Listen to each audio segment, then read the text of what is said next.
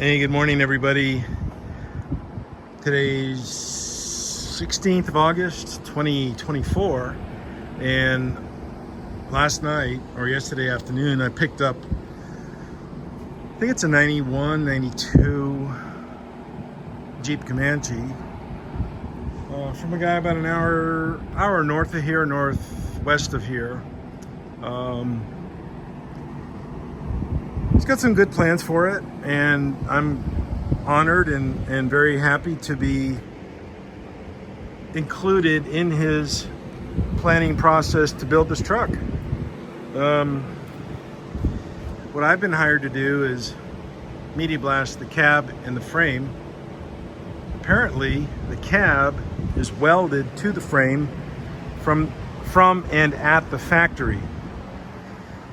If so, that is a first. I've never seen that before. It's very interesting. He wants, of course, media blasted, epoxy primed, and seam sealer applied where the seam sealer came off, or the seam sealer will be removed or blasted off.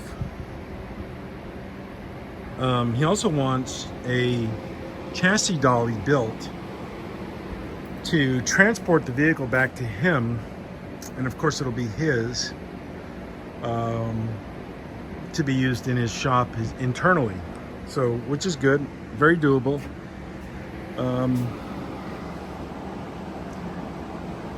This one right there, I don't know if I will use that on this vehicle.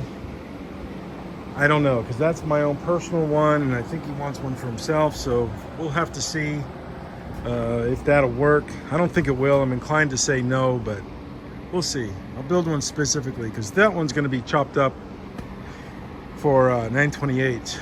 So the front axle and rear axle is coming off, not to be reused.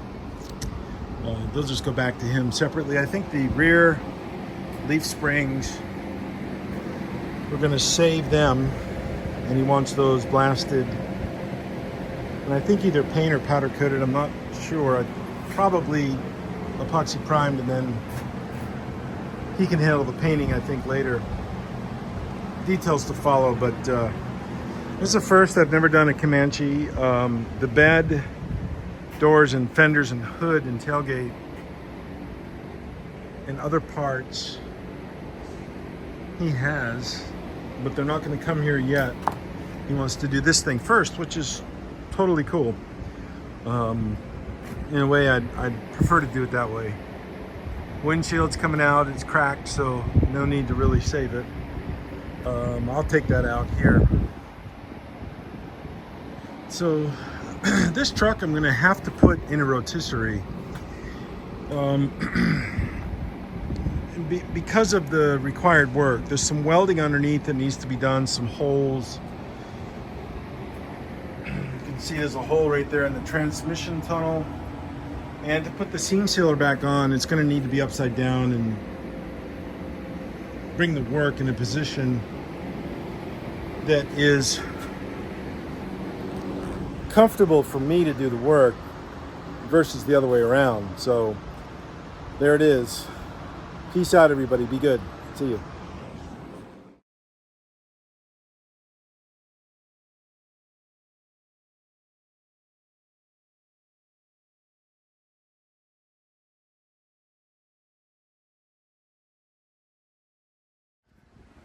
Okay, good morning, everybody. Here's a 70 CUDA.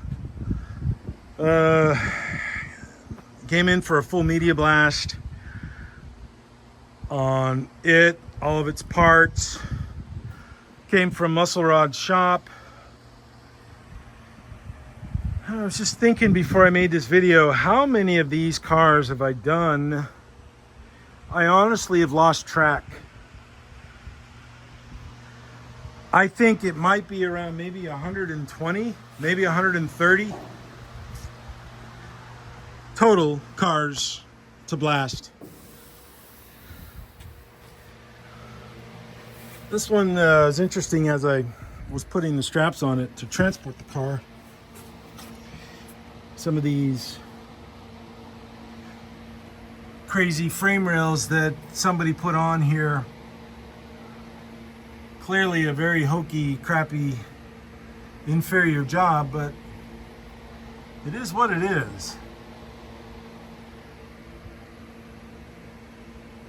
It's kind of interesting how I observe people doing things over the years, and then comparing it to myself, how I do things. And honestly, I find a lot of people that do things a lot better than I do, which is fine.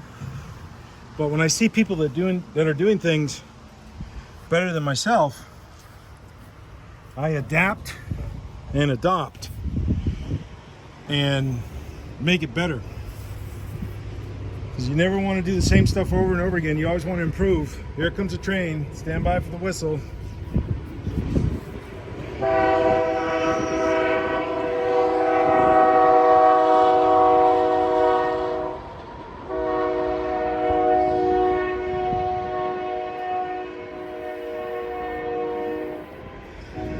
Man, they are loud.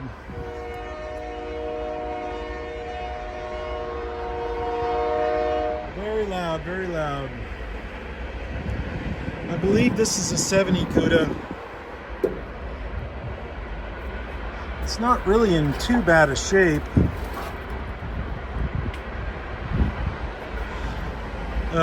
But the floors are toast. They're junk. Of course, we're going to put all new floors in it. But this frame rail is interesting because I'm going to show you my satellite and the frame rail that I put in it, or the frame rail connectors, I should say. Let's see if I can get in there and get a look at it.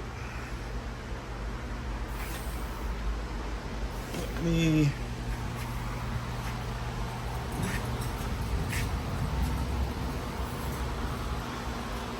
Okay.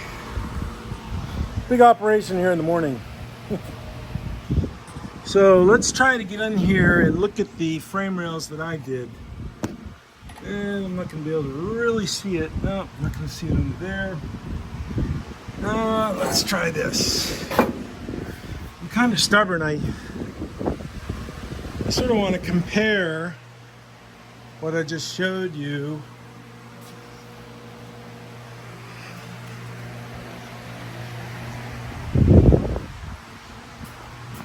to what I did on this one. If I get in there, okay, there's one of them right there.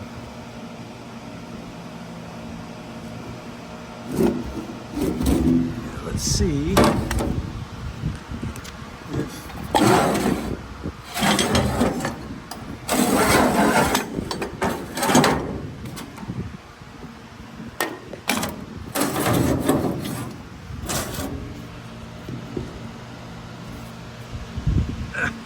sorry about this. I'm kind of stubborn. I want to show.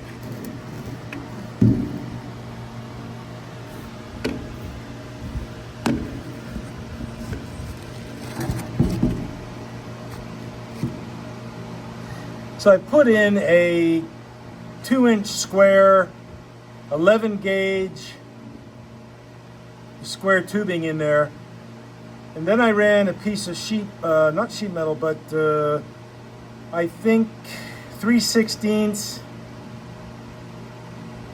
or maybe 1/4 inch piece of sheet metal on top of it on the side to close up the gap between the floor and the 2x2 square pipe. And so it's all tied into the floor to the frame rail. So, you know, you encountered situations you want to fix, and you want to have good,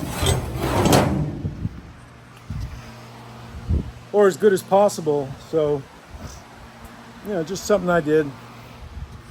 And here's this car.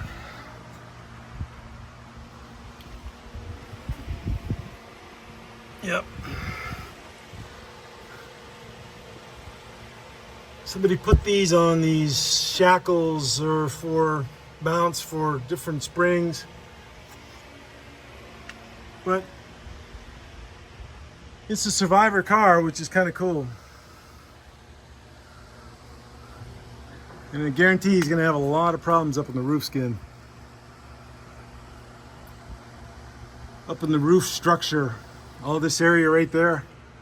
If you guys remember my 70 Challenger, how bad it was. So hopefully this one will be better for them. So there it is. See ya. Tschüss.